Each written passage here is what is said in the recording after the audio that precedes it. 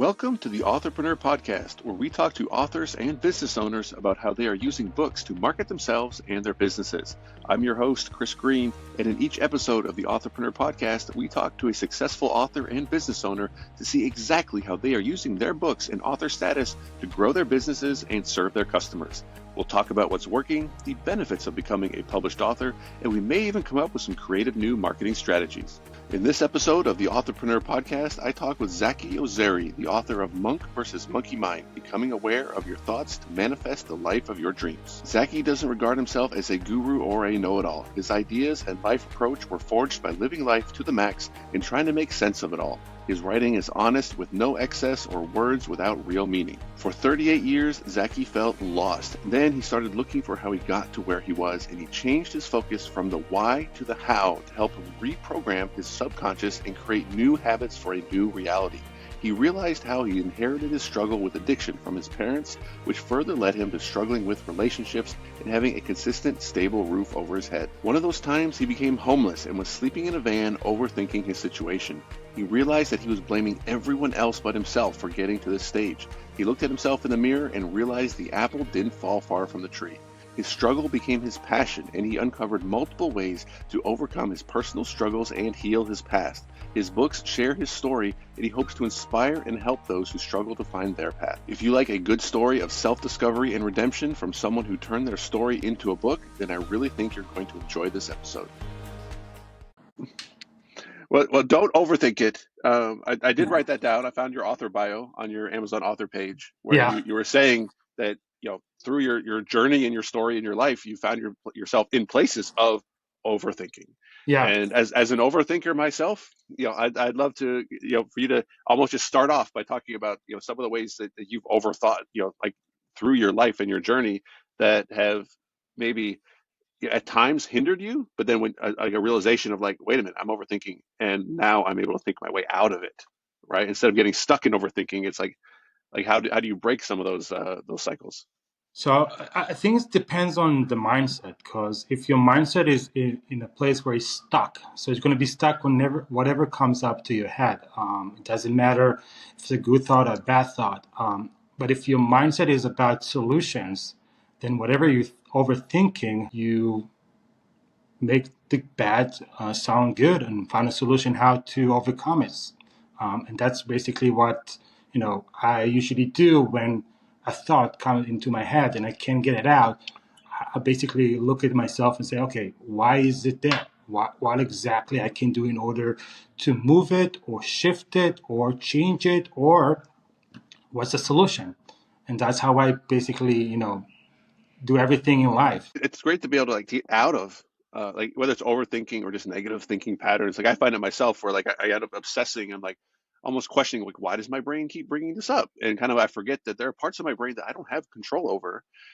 So as a thought comes into my head, like it's kind of like maybe like a meditation type practice of you can acknowledge that thought, but you don't have to dwell on it. You don't have to and you try to find ways to get yourself out of like a circular pattern of just, for me, if that happens, then I get upset that, hey, I might as well have gone and done something fun instead of nothing.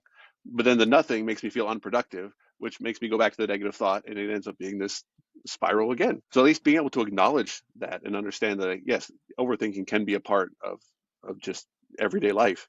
But then, yes, you can get out of it. Would you say that your first book, FYP, helps people get out of that? Or Well, is it that kind of a definitely story of your helped me journey? look where I am right now. If I read this book, it's not going to help me out because I'm already overcome things and I changed my life to better. So looking back at this book, it will be make sense to those people who were me 4 years ago, which is a place where, kind of back is against the wall. What else are you going to do? Either you can give up on your life or give up on anything and just take the easy route, or you can, again, overthinking, but at the same time find a solution to why those thoughts are keep coming into your head, why you're still stuck in those thoughts. And I feel when you define a goal, and it doesn't have to be to become a billionaire next day, it just in my mind, it was just to be stable my life, because my life wasn't stable. And the reason why it wasn't stable, it's because can be drug abuse, can be unsuccessful relationship. It can be me being stuck in things that happened in the past that's still revolving today or that time when I was, my back was against the wall. So when you define what exactly do you want to achieve, and that time for me again was just stability, it was easier for you to basically find those answers instead of getting stuck. Because even a bad thought, if it comes into your mind, it has a reason why it comes into your mind. You just need to figure out why. And if you cannot figure out the why, you can work on the how. So until you figure out the why, then it will keep coming up into your head. Now you can always ignore and say, "Thank you for this thought. I really appreciate it," but it doesn't help me now, and you just avoid the thought. Or you can say, "All right, this thought is just in my head right now. What can I do?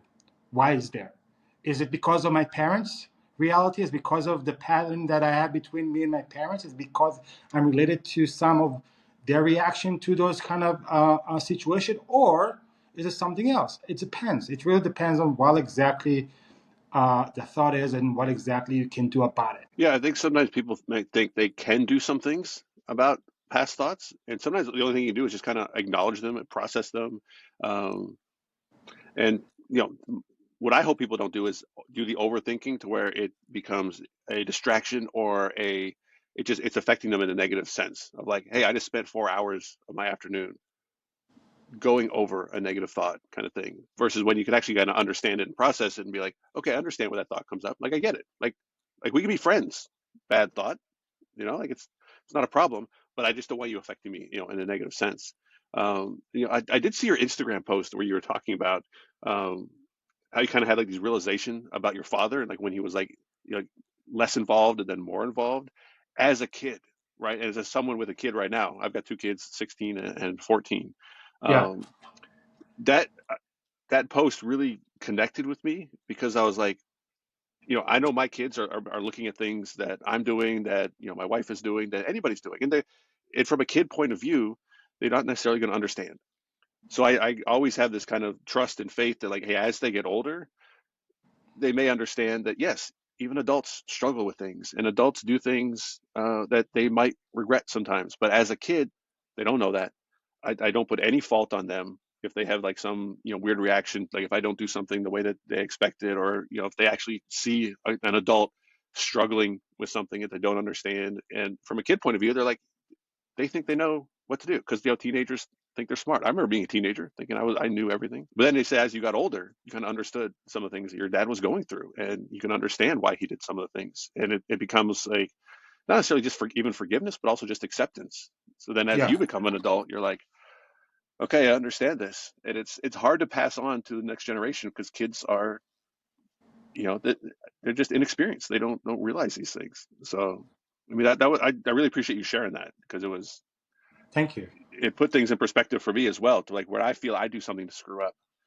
Like I can't blame my kids, but I know my kids are watching, and I just hope that they see that they know that their parent, whether it's my kids or anybody's kids, that their parent is trying, and that life is harder than you think when you're a teenager, and you have the responsibilities of an adult on your head. Yeah, life is harder just because I think, again, it all come back to the mindset and what exactly you want to achieve. As soon as you do something that you love doing, then the hard verb is changed to joy and love. I love working. I love my job. I love to help people. I love to connect with people because then it just become love and it doesn't. It's not hard anymore compared to somebody that is lost.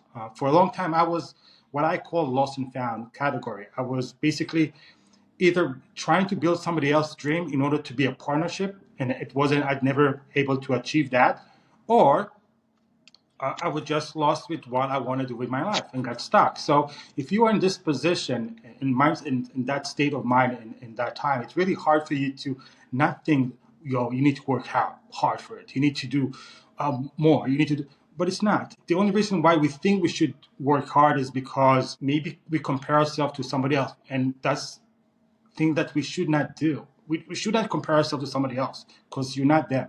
You are yourself, and you need to face yourself in the mirror and basically accept yourself and take responsibility, which my dad did. He took responsibility at one point in his life, and that's because he did not find his gift, because his gift was writing, but he did not find his gift or pursued his gift. He found a job that he felt loved, and he loved going there and loved being around those people. And that's why he stayed longer at that job more than at home, because he felt home there. And that, I think that's what it helped him to basically open up and acknowledge what he did, and basically ask for forgiveness and take responsibility, which is a big key of us if we want us to change. Something I've frequently heard people say is you have problems in your life. They're not necessarily your fault, but they're your responsibility to do something about. Yeah. Right. So like it's, if someone has, parents who maybe weren't there as often as they want them to be, it's not your fault. Like it's not the child's fault that happened. However, it's your responsibility to do something about it. Like if it's affecting you negatively, it's like, okay, what am I going to do about that? Do I need to get therapy? Do I need to find, like, whatever it might be? That's your responsibility. And it takes the blame off instead of saying people thinking that they're a screw up or they messed up or something. And I think I didn't have a chance to read your book, your first book. But I'm guessing you leave it out there, even though you say you're past the struggles that you went through when you were writing the book, for other people who might still be going through something similar. And I've yet to, I don't think I've seen a book with better. You have 96% 5-star reviews, which in a way I'm glad it's not 100%, because people don't believe 100%. They're like, oh yeah, whatever, like no book's that good, right? But to have 96% 5-star reviews, and I'm glad you're leaving it up on Amazon, because I'm sure it can help some people, on paperback, and it's on Kindle.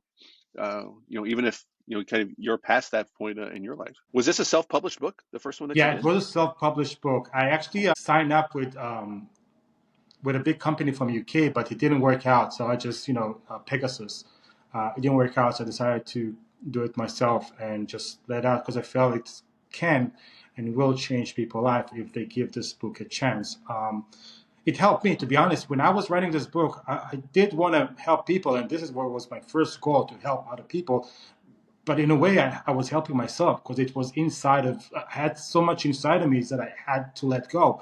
And writing, it's a good tool to let go of things. And it's helpful to,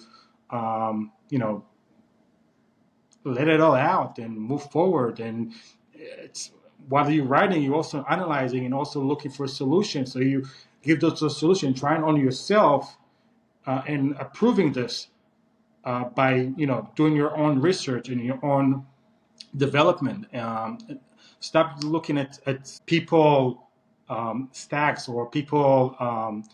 I see a lot of people comes up with how do you call those, percentage or research. It's not that I don't believe in research. It's just I feel like the research, you need to do it in yourself. So, for example, if you decide to go for a diet or do a kind of diet to lose some weight, not all the diets will work for you. You need to try each one to see which one it works. And sometimes you might take one piece of this for this diet and this another piece from that diet and combine it to yourself, because you understand your body and what works for you. Research doesn't show that. Research does show that it might work for you, depending on amount of people that they've been researching, but it doesn't mean that it's going to work for you. Your responsibility is to find what exactly works for you. If my book doesn't work for you, you might just take 10%, maybe another Tony Roberts, you take another 10%, and from Jay Shetty or from Lewis House, and then combine it to what works for you, and that's how you move forward or step out of those challenges you have in your life. Well, that's hard, and that's why people don't want to do it. I'm sure there are a lot of people I have to stop you over here, because when you No, say I it's agree with hard, you. I agree with you. I'm saying a oh, lot of people, I know, but their barrier I is want they'll to say say it's something hard. that just occurred to me today, and I was writing down for my fourth book. So we already struggling. Struggling is part of our life and part of our shape. Now we can easily give up and do nothing, or we can acknowledge the struggle and find a way to overcome it, because the struggle will still be, even if you give up, the struggle will still be going to be there. Because if you struggle with money, it's going to still be there tomorrow, even if you give up on chasing a goal. It's still going to be there. Or it's if you not able to get a job, it's still going to be there. So what can you do to change it? Just face it. and people just don't want to face their fear, don't want to face their struggle, and don't want to look for solution. That's why they basically taking the easy route, which is doing nothing. Which I don't. It doesn't make sense to me because you're already going to struggle tomorrow as well if you're not going to find a solution today. So why not find a solution and struggle another day? But at least you're going to give yourself a hope, a path to maybe find the light in the end of the tunnel. Sure. I think people can be easily overwhelmed. Um, and that's why they almost need somebody. It's almost like if you go to a bookstore, and I used to complain about this before Amazon came out. I was living at home at the time, and I remember coming home and talking to my mom, and I was like, I get frustrated at the bookstore because every book on the back says it's the best book, right? So it's like, how do I find a book on this subject that actually is going to work, actually applies to me? And it's not that like one book is good and one book is bad, but it was difficult to curate those books just having the books in front of you with the blurbs on the back. Now Amazon comes out, and when Amazon was early Amazon days, publishers and even just any manufacturers were upset at Amazon for allowing them to publish negative reviews, right? Like, how dare you? Why would you let somebody say that my book is 1 star and is not very good and didn't work for me? That's not going to help you sell books, Amazon. And Amazon had to Yeah, tell them, like, this isn't about making you look good. This isn't about like trying to push books that aren't right for our customers. We are customer focused, customer first, and we want people to be able to read a negative review so they can say, "Oh, I'm glad I read that review because that book's not for me." And then they can read a review and say, "Okay, this book is for me." It kind of helps people curate, not perfectly to the sense of like if you actually like have a therapist or a counselor or someone you work with who understands all your problems and can suggest a course of action to help you get a job, deal with money, whatever it might be. Uh, not everybody has that one-on-one option. But if you understand that, yes, this is going to be hard, and yes, I can read, I can read this book and take from it what works for me, and it's okay for me to leave the other stuff, and I can go over here and take some things, and it can empower people to say, yes, I can get in control of this. No, it's not going to happen overnight, but it's not my fault. It's my responsibility, and then at least you have some kind of path to go forward, and you can read books like yours that you've left up, so people can go through and say, "Wait a minute, I'm not the only one." Like, and if you have somebody you can identify with and be like, "Hey, I didn't have the exact same problems. However, someone else did, and I can see that they overcame it. And if they can overcome it, then I'm confident I can overcome it as well." And like that's what your book can do is to just inspire people and give them a little bit of confidence to move forward. And by leaving your book out there, you're able to help people without having to be on phone calls every day and without yeah, having to ship books every day. That's one of my favorite things about self-publishing. Like, I'm a huge self-publishing advocate, and I'm a book marketer at heart. So to be able to have, be able to share your journey of how you overcame something, just to have it out there, not just on a video, not just on a blog somewhere, but as a physical book where people, in my opinion, just take it more serious. They're like, "Oh, this guy literally wrote the book about it. Okay, I'm interested. I like the title. F your past." That's what I want to be able to say that with conviction, but I'm not there yet. Maybe this book can help me, because some people hold on to their past. It's harder for them to let it go. And then if you can come along and be like, "Hey, I understand, but F it, F your past. We're moving forward. I did it. Come along with me." It's got to be rewarding. Do you find that people read your book and then kind of reach out afterwards? yeah, of course. I have a lot of those coming in, especially when my first book came out. It was surprise to me because again, when I was writing the first book, I didn't have confidence in myself. It was me writing my first book. I never wrote a book in my life. Now, how will the public will respond to it? And I was amazed. And if you read my first book and second book and third book, you're going to see also me progressing with my writing. Me having, if it's the grammar, if it's the ability to share more, if it's the more creativity of subjects but at the end of the day, I actually can relate with what you said about, reading a book and then sometimes you don't find, related to that book. Especially me, I have problem focusing. So it's sometimes when you read a book that has a very sophisticated word, it just for me just hard for me to read. And I felt my kind of book's mission was to find some simple, make it like life simple for people who like me, who are having a hard time reading, but still want to learn, still want to get educated about life, and see want to feel familiar or similar to somebody who having the same kind of story, because we have the same story. I'm just telling it my way, but you have the same story like me, and you're going to share it in a different way. But in the end of the day, it's the same course, which is We all struggles. We all want to change. What exactly do we need to do? Which is just to take the first step, which is wanted to change, wanted to create a change, wanted to move forward, wanted to do things differently because the way things going now, it doesn't help me. It doesn't make me happy. It doesn't satisfy me.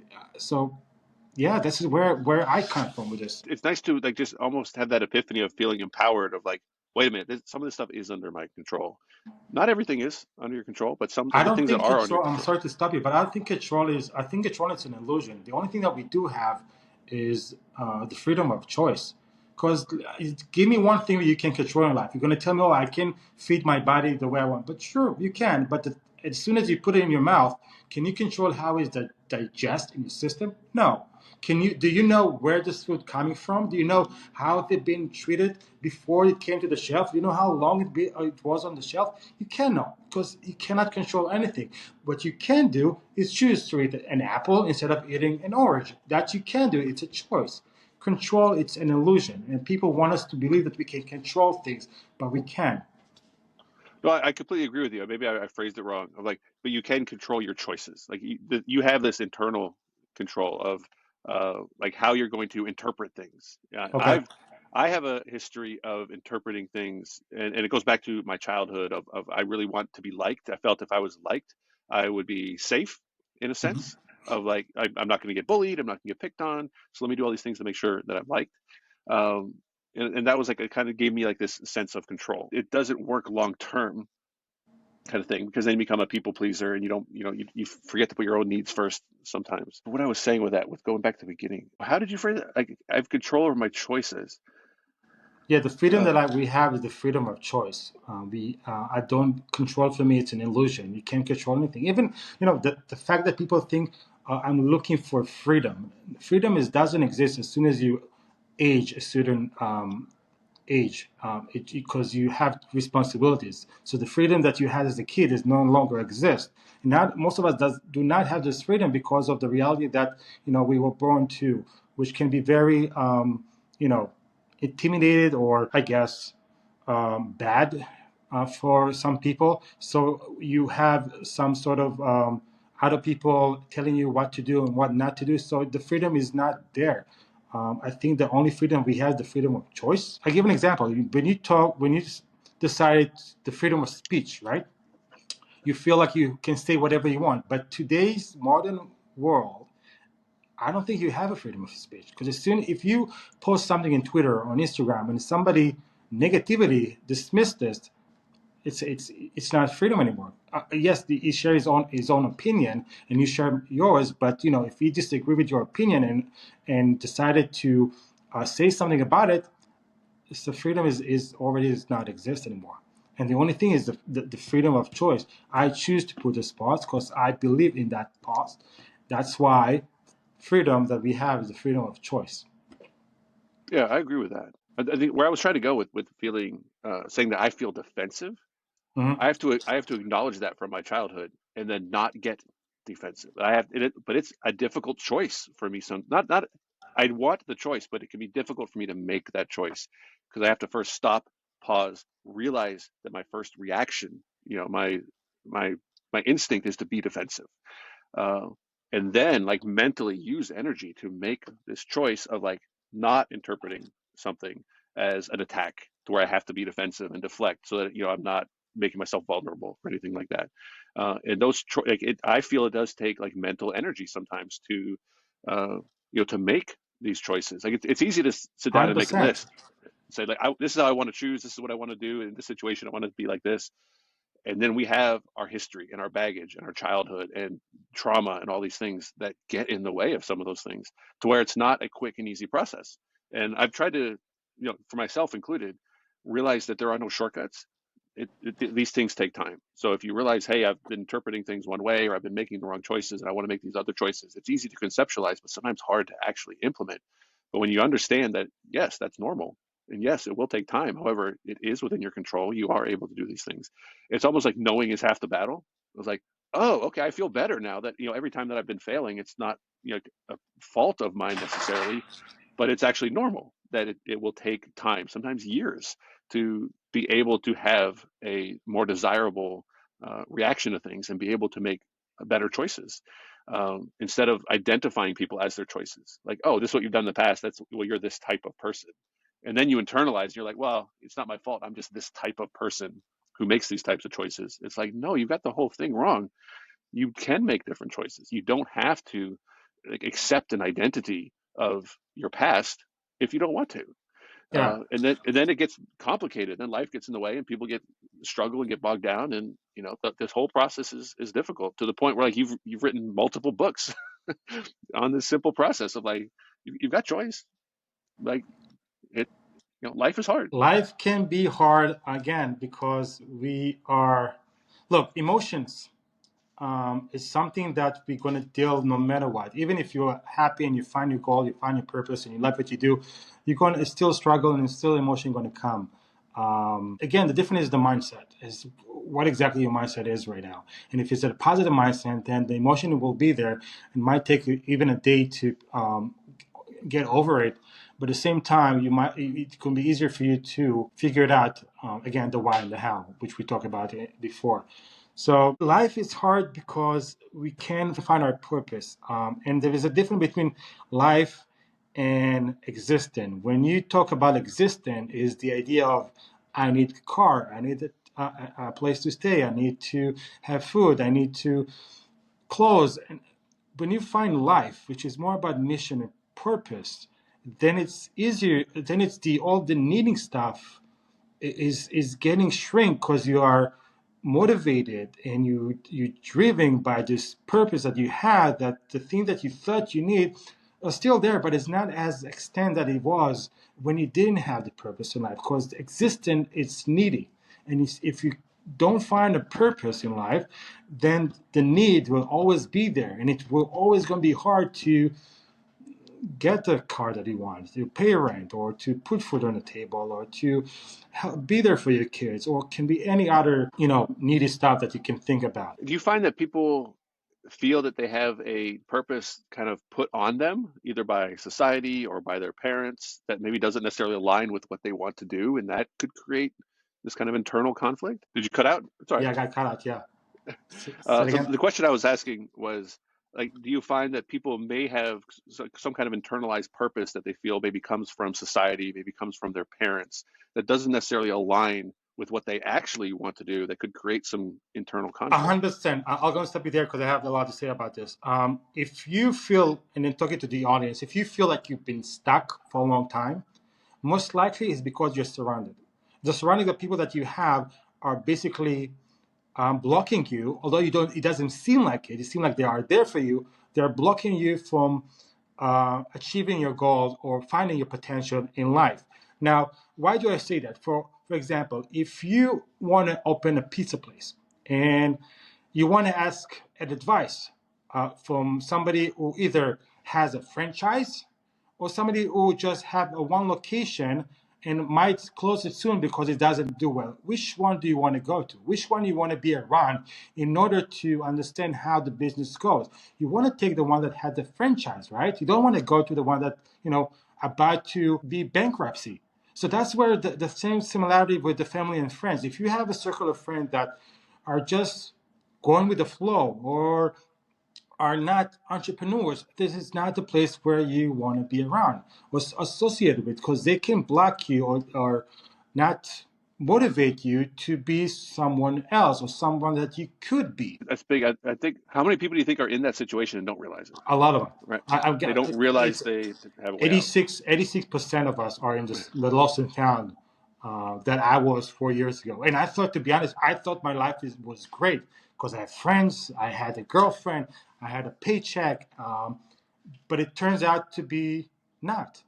Because when they progressive and you're not able to progress with them, then you feel behind. Or if they're not progressing and you feel staggered, the same way that you feel like you're not maximize your potential. And if you're somebody like me that from day one knew that I wanted to make X amount of money just because I wanted to be there for my family, and you're not achieving the goal, and the time goes by to 30, 35, 38, where the hell am I going? Because the time is limited, right? We're not going to be here for life. And time is very valuable and very precious, more than money. And when you can actually define it, if you can find value in time, you can actually value yourself.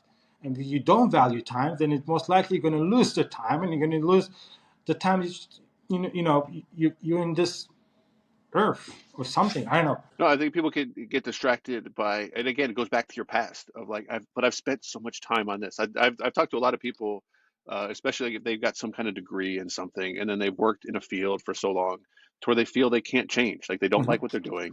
That maybe they're not even happy with how much they're getting paid, but they feel they can't change because, well, I have a degree in this, or I've done this, I have this much experience, or like even just writing a book. Well, I've never written a book. I'm a this.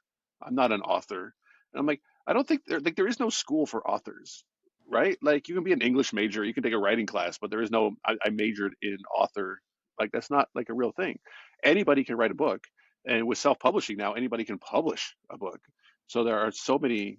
I think part of it is like we're living through this transition, like in human history, where things are changing at a pace that really has never happened before. Like generally in human history, your life was going to be very similar to your parents' lives, were very similar to your grandparents' lives in terms of like what you do all day and what kind of jobs were available. And it's like the last, 75 to 100 years where it's like, no, you can do something completely different.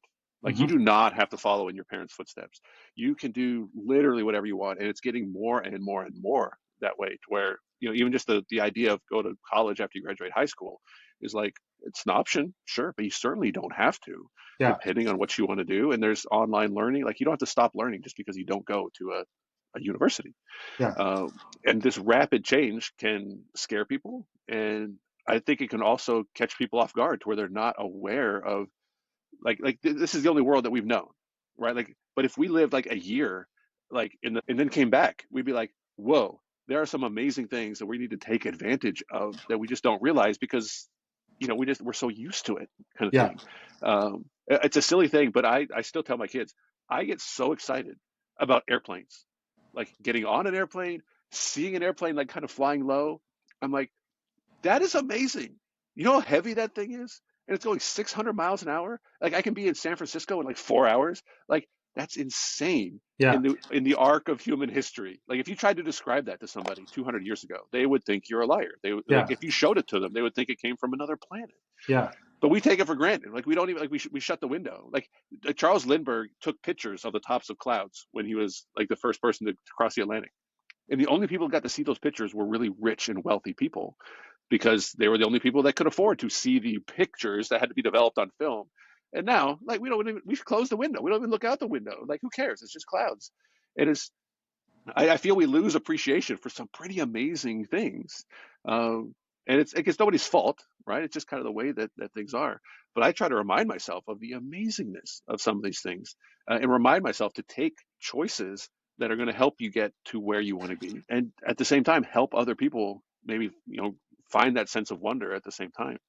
Um, without impressing things on people, like, look, do what you want. Like, if you're not impressed by airplanes, it's cool. Like, I get it. Yeah, But man, life, in my opinion, is so much more exciting to just be, impressed by some of these things that are actually pretty impressive. Like, as I make a video and I record it and I press a button to upload it, and now anybody in the world can watch it anywhere. That's pretty cool. And it's yeah, wireless. Like, I don't even know how it gets from my computer to the internet. Like, apparently something's happening, but I can't see it.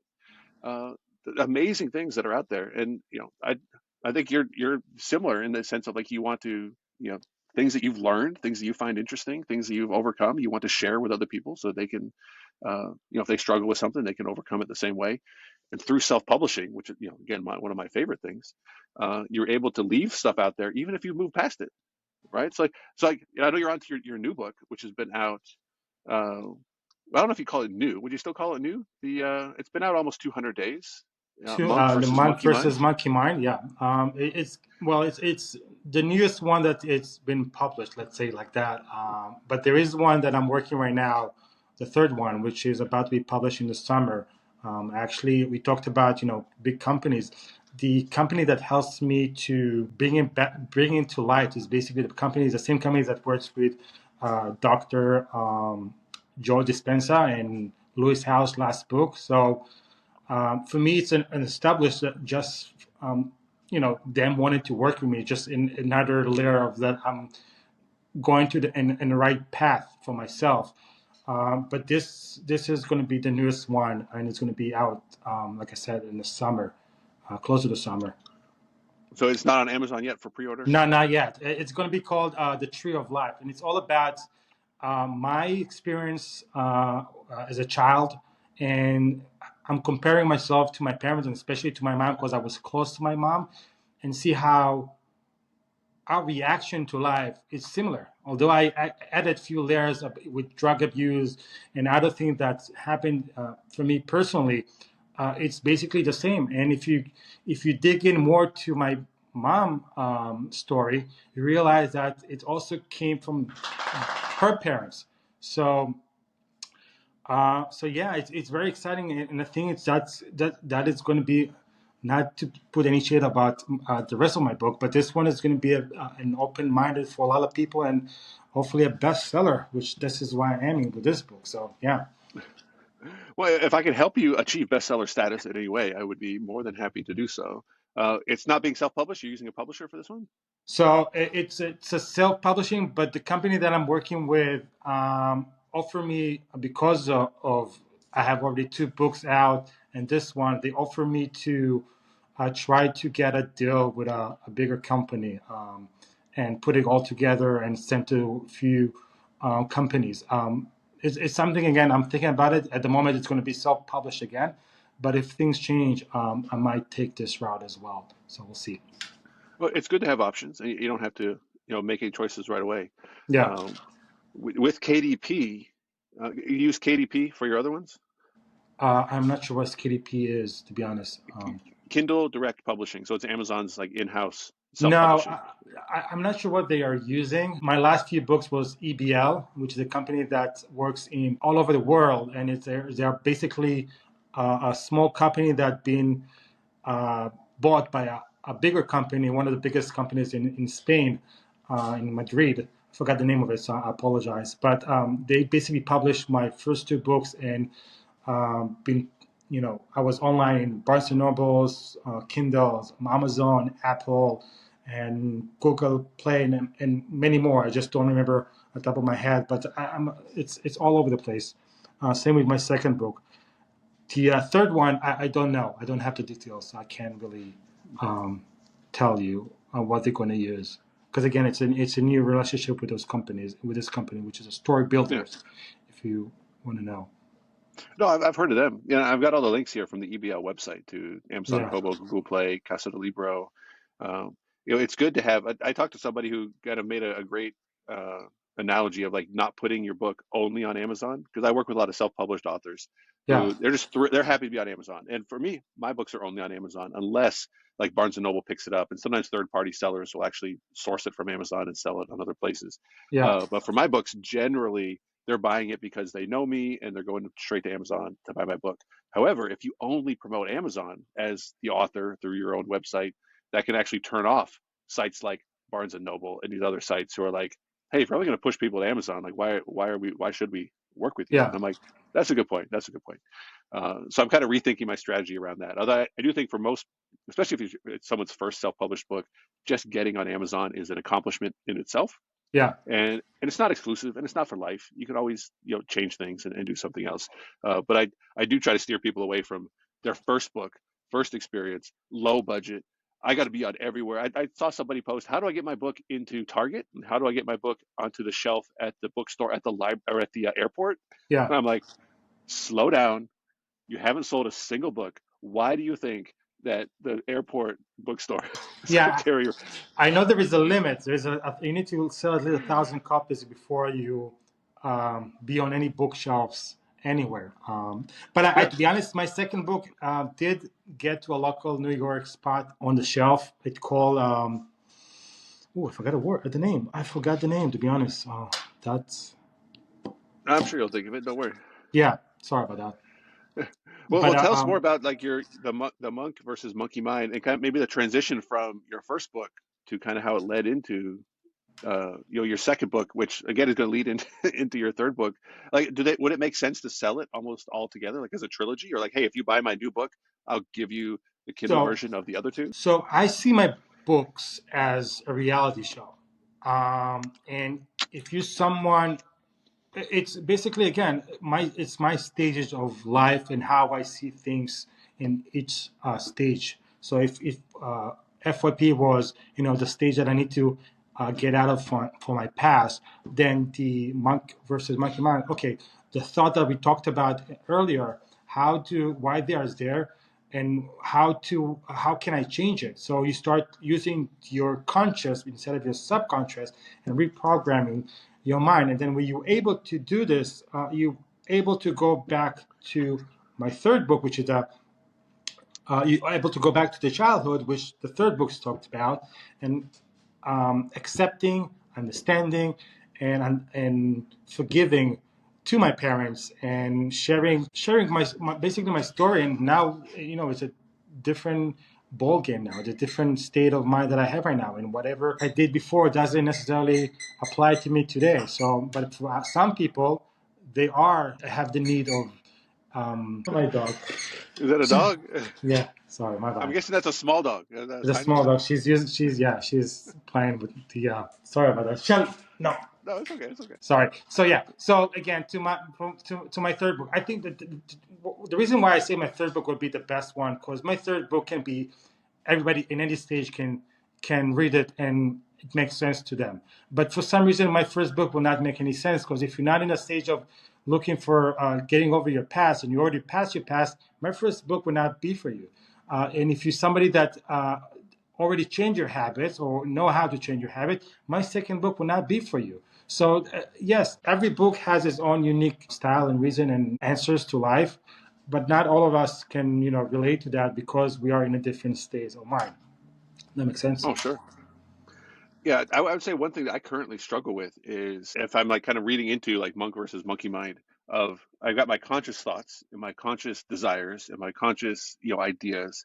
And then I part of my overthinking is wondering like what parts of my desires are subconsciously based and not having the confidence to know whether, hey, do I like this because of my subconscious or do I like this because I'm actually choosing to like this?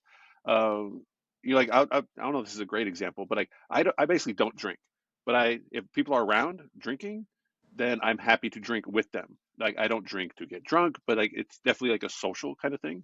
Yeah, Where if I had to, if you ask me, do I enjoy drinking? Like no, I don't. Do I think it tastes good? No, I don't. Would I drink it by myself? No, absolutely not. Like I can have alcohol in the house.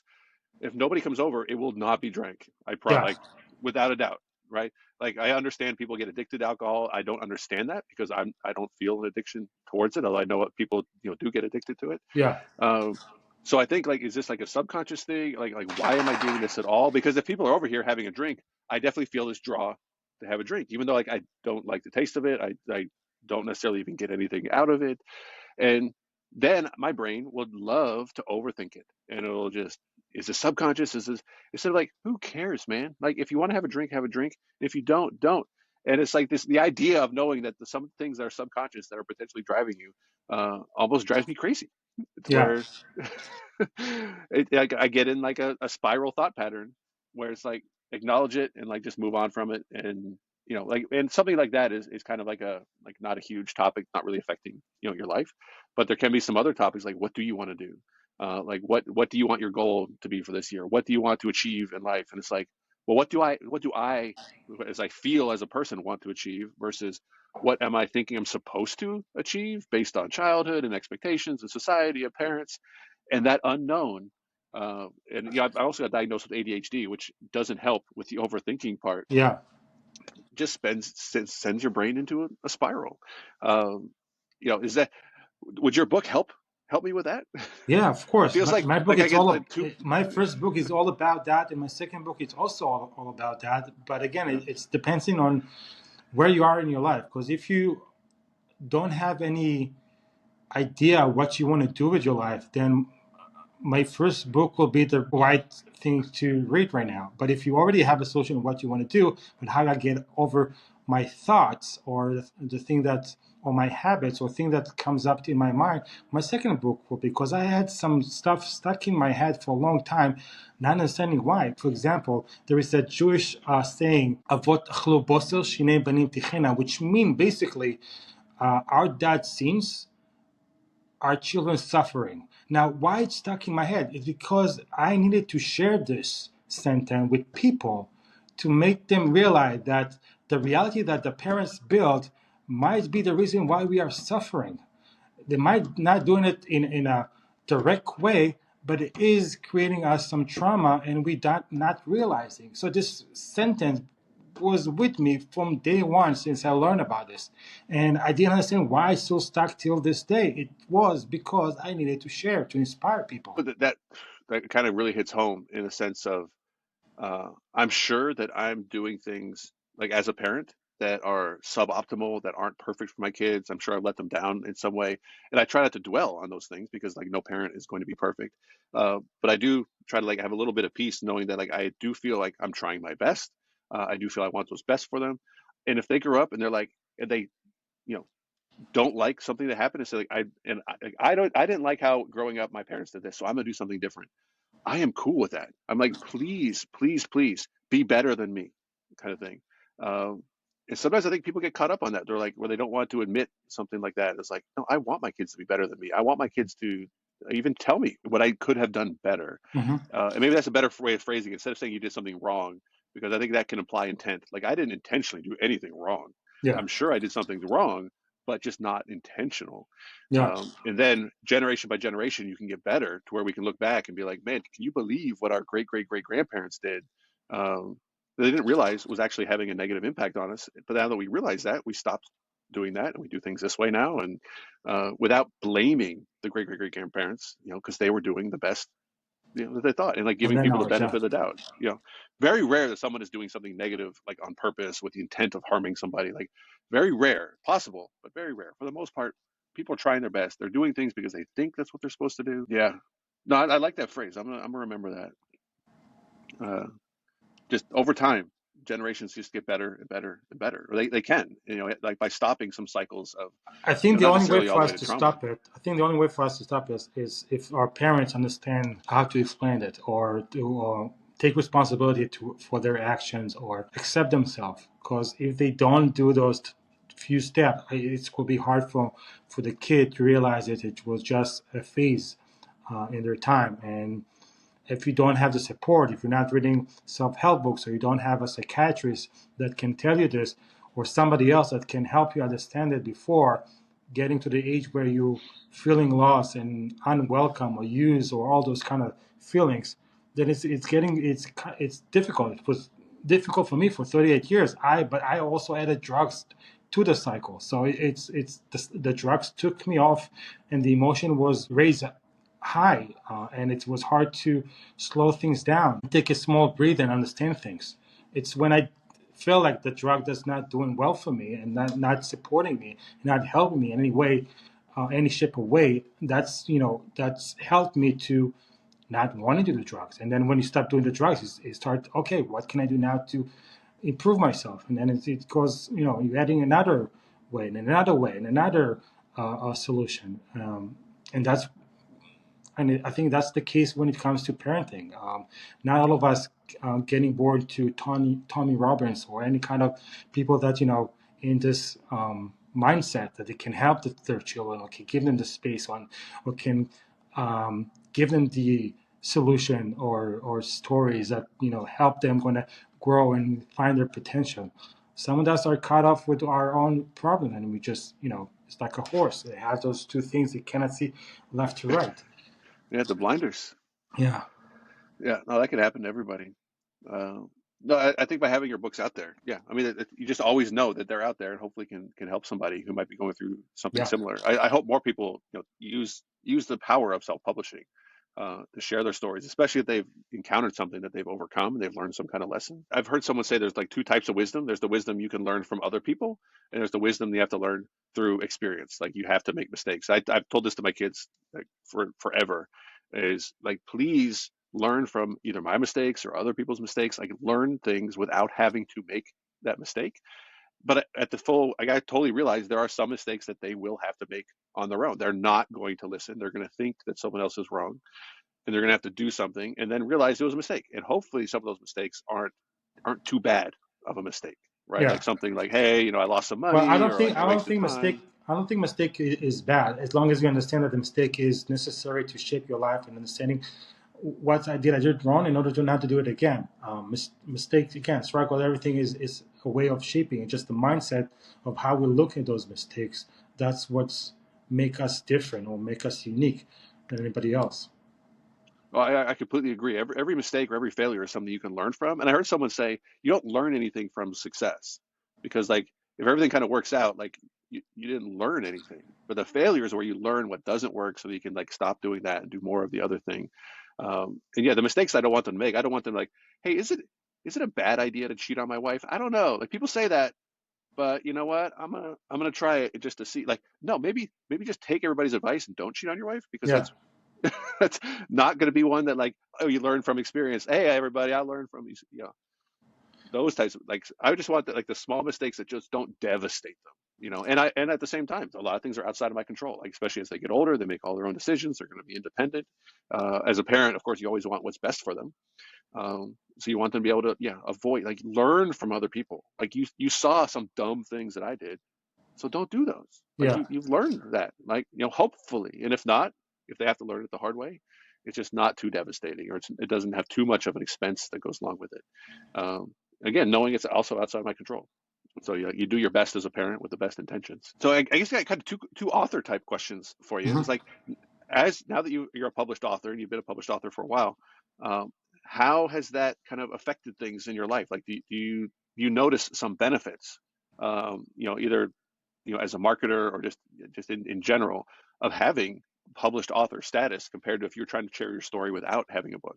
Well, you know, uh, in the end of the day, it's I think the established itself for me, it's the best feeling. No matter even if I get good reviews about it, it doesn't matter. I was able to do something that I wasn't believing that I can do, or didn't think that it will have any effect or can inspire anybody. I just did it for myself and thought, let's see how it goes. The fact that people, want to publish it or want to help me to publish it, it's helped. The people that want to bring me to their podcast and listen to what I have to say, it definitely helped. And as I go forward, the success or the goal that I had yesterday, not necessarily going to be today because it might be more bigger than it was yesterday because of this possibilities or opportunity that I'm getting now compared to what it was before. The drive is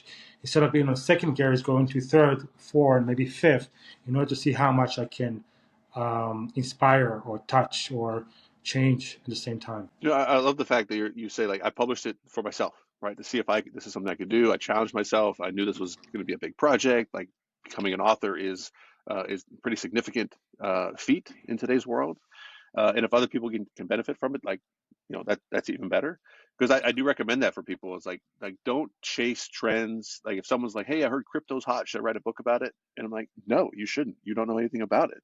But they're chasing, they think they're going to sell a bunch of books, or they'll be in the Amazon search and they'll try to get all these royalties, versus just publish for yourself. I know a lot of people who publish books in what I call self-defense, Yeah. where they get asked constantly about a certain topic and questions. Where like, I'm just going to write down all the answers, and sure, I'll publish them as a book. And then they kind of accidentally see all the benefits that come from it. We're like, oh my gosh, you wrote a book about this, and they elevate your status in a way that you weren't necessarily expecting or desiring.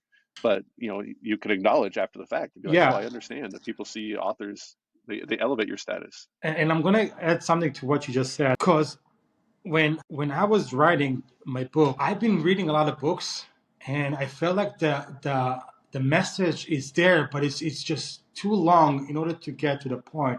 And I feel like there are a lot of people like me who just want straightforward. I want to hear the authentic and the story that you have, but I don't want it to read in so many pages. How can I make it short? How can I make it more direct? How can I make it more appeal to people or more authentic to people and not waste their time in a way? Because if you don't have a lot of time to read, you basically you're not going to start to read a book. But if you have something that is easy to read, that it's more, to the point, there might be more chance that people would, grab the book and read it instead of reading it in 1 month, in a week or less than a week, because it's really easy to read and easy to the point. And I was having a hard time to get to the point in every book that I read, and I felt for me, I need to be very focused. I need to find a way to focus. I need to read just 10 minutes over here in order to understand what he said and get back to it after 20 minutes of a break. It's a waste of time.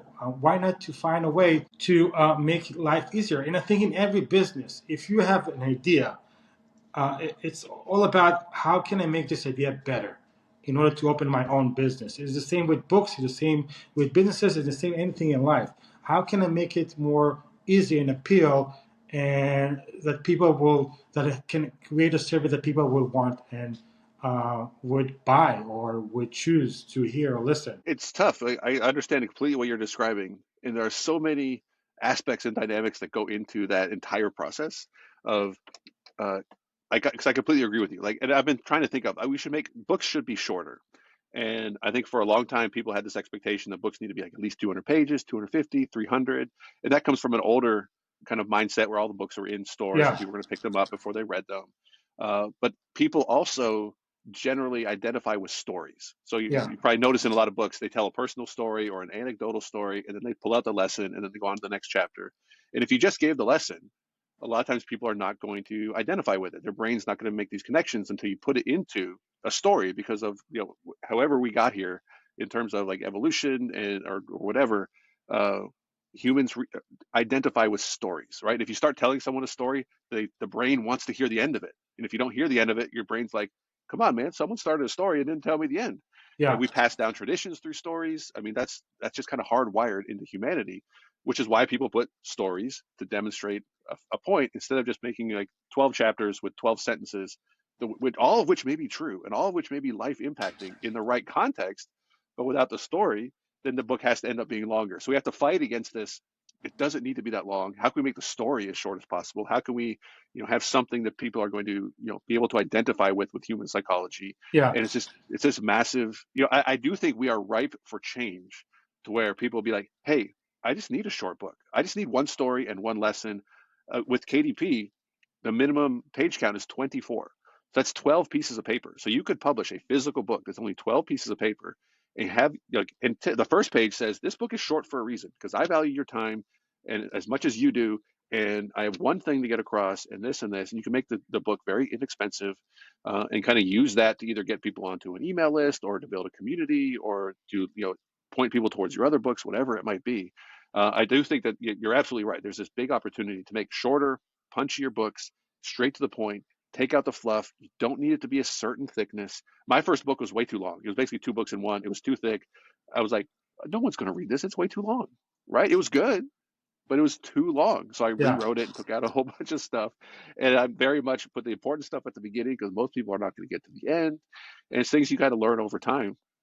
So I think you're onto something, and I'm totally with you about making Look, books shorter to the if you point. read a book, "You Square," you should read the book. And the book, to be honest, doesn't have any kind of authentic stories, but it does have points, and those points are very value. And it's not. I think it's a very thin book, which I have it probably in the back, but I just don't want to pull it out. But I was very surprised that somebody like this will write a book and it'll be that successful. And this book is one of the greatest books that I ever read in my life. And but again, the reason why I was thinking about doing it a little short, tell a story, tell my story, but at the same time go to the point, is because I feel like time is wasting by reading so many chapters, and if it's the grammar is too thick with words that I don't know, go back to find a translation and understanding this whatever you're trying to say. It felt a hustle for me, and I didn't want to hustle. And I feel like there's a lot of people like me that just want to straight to the point. Yes, we do want to hear the story, but what's your end game? What exactly are you trying to Yeah. achieve or tell us? And that's where this is where my perspective on books in general. I like books that are doesn't have to be thick, but easy to read, not difficult to read. So I'd be able to read more than 10 minutes and be focused for a full chapter, which is sometimes I get very hard because of my conditions. No, I've heard of people say write your books for like a third or fourth grade level. And it's not talking down to your reader. It's just making it easy to read. We're like, Yeah, yes, a fourth grader could read this book. That doesn't mean that if you read this book, you're reading at a fourth grade level. It's just like, yeah, no, this is for, we're not using big words. We're getting straight to the point. And it's a skill. It's a talent. Like frequently my books, if I get anything that's not a 5-star review, it's generally this book could be edited better. This book was long-winded. This book was repetitive. And it's because I edit all my own books. I don't hire an editor. So yes, I'm sure I'm repetitive in some places, but I'm not a writer. I don't claim to be. So I don't mind those reviews. I totally understand them. But yeah, there's definitely room for all kinds of improvement. And I think we're probably going through a bit of a shift in the way humans consume content and read books, and like how they're able to extract value from them. And it's kind of fun to be on the forefront of it. And with self-publishing, you can try and test some things yeah. with very little risk.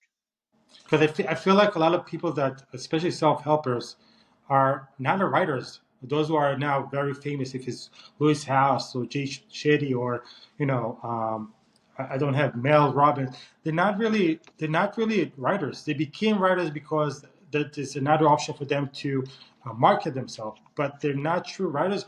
Now they consider writers. Now they consider a writer and a podcast and a self-helper and a speaker. But before they were only speakers.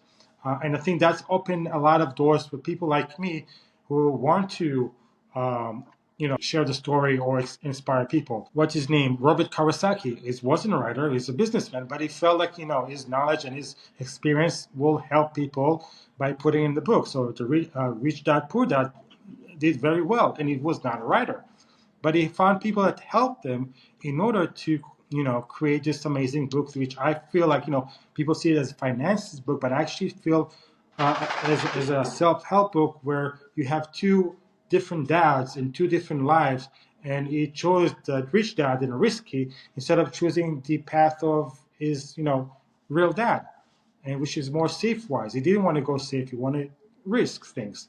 And I Yeah, feel it's very. I wish everybody had that. I wish everybody has this ability to choose between path. We do have, but choose between dads in order to choose a path. And not all of us has this privilege. Most of us has one family, and to choose from one path that the family has, and then later on we decide which one we want to take. But we have one path in the beginning because of we have one family. yeah, that's a good way. I mean, that would actually be a great book of talking about when is your path split, right? Because for a time your path doesn't split, and for some people it's going to split earlier. Some people it's going to split later in life. Because actually I never looked it up. I always wondered if Rich Dad Poor Dad was completely true, or if there was some, hey, this is a great story. I'm gonna make up some of this, right? I don't know if any of it is made up or embellished, but it certainly could be. You know, I think it is because I think the friend that he still has till today is the dad that he was talking about, is the dad that gave him the lessons. So I think the dad, his poor dad was a regular teacher dad, and his rich dad was his friend dad. So I think that the story is reliable and real, and yeah. and But yeah, either way, whether it's literally true or if it's figuratively true, the lessons still work. And like, what is he known for? He's known for his book, right? He's got companies. He made that board game. But what is he known for? If you say Rich Dad Poor Dad, people are like, oh, that's that book. It's purple, and that Robert Kiyosaki something. He's the guy yeah, that wrote it, right? That's what he's known for because books are just in current society and for the foreseeable future, books are incredibly powerful for branding, for accessibility to information, for connection. Where someone reads a $10 book and if they only read half of it, they remember these lessons. They pass it on to somebody else.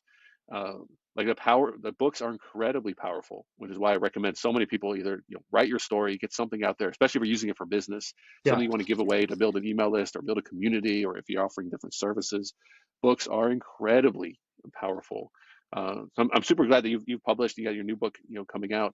If there's anything that I can do or that Nick can do to help you with, promotion, of course we're more than happy to help. Kind of get Appreciate you up it. on the bestseller list. Well, Yeah, we can and talk. Like I mentioned, I still work with story builders and see what they. Again, it's a new relationship to see what's going to happen there, and if things are not going the way I would want it or looking for, then we can talk. But at the same time, they work with big people, big companies, so I have fully faith that there's a good relationship here, And Oh yeah, hopefully I as can long get as the they get book. something up, yeah, there's all kinds of ways to promote it. Once it's on Amazon, get some pre-orders. Because of course you can still sell it directly instead of sending Yeah, people to Amazon. You could sell your own bundled package that comes with all these extra, especially like a launch special bonus. That would be awesome. Like yeah, if they placed a pre-order on Amazon, they could then email you their receipt, and then once they email that, then you respond to them with the audiobook or a digital version or a private video or a group coaching or there's so many things that you can offer yeah, just to encourage those pre-sales, because then you hit like a higher bestseller rank as soon as it launches. That looks good for the publishing company. They're like, awesome, this guy's like promoting his own book ways that our normal authors don't do it. yeah. Yeah, there's some really cool things that can be Yeah, done. we should And definitely talk and stay in touch and figure this out later on as soon as yeah, absolutely. I'm ready.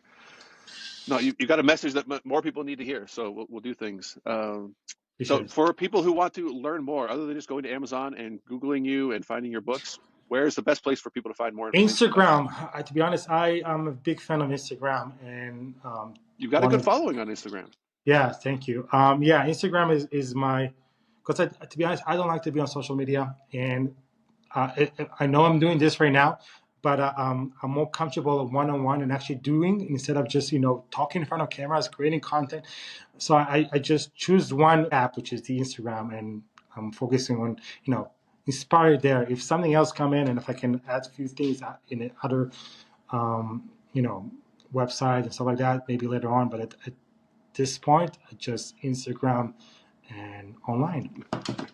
It's a good strategy. I'll put the link to it. Nick does the same way. Nick is a very much Instagram only, and like let's not get distracted by all Yeah. these other platforms. And it works. He's doing really well on Instagram. So thanks so much for coming on. This was a great Thank you for conversation. I having. enjoyed That talking to was you. a blast. Thank you. Appreciate it. Hey, we'll follow up. We'll do it. Maybe we'll do like a follow up or do another one as we get closer to your book launch, or maybe Sounds even good. after your book launches. Whatever works. Yeah, no, your story's great. I love the books, and yeah, you've got a lot of the right pieces to keep putting it together. And yeah, excited to see where it all goes. Thank you. Appreciate it, man. Appreciate it. Thanks a All lot. right, thanks so much. Have a good one. Bye. Thank you for listening to this episode of the Authorpreneur Podcast. If you'd like more information about this episode's guest, you can find links to their books, websites, and social media profiles in the show notes and video description. If you're an author or business owner who's interested in learning more about how you can use books in published author status to market and grow your business or personal brand, or if you're an aspiring author looking for more information about the publishing process, you can find more information and request an author audit at authorpreneur.com. And if you'd like to be a guest on the show, or if you'd like to recommend someone, please reach out via email to chris@authorpreneur.com. Remember, a book is just a book, but when it's your book, it's an asset. #Authorpreneur.